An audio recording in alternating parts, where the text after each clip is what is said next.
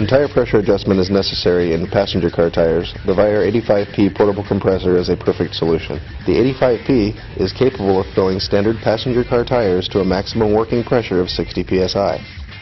To use, simply plug the power port adapter into your 12-volt power port and start your engine.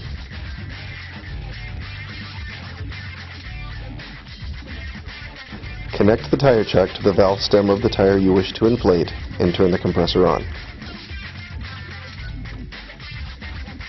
You can monitor tire pressure by the air pressure gauge on top of the unit. To check tire pressure, turn the compressor off and note the tire pressure on the gauge.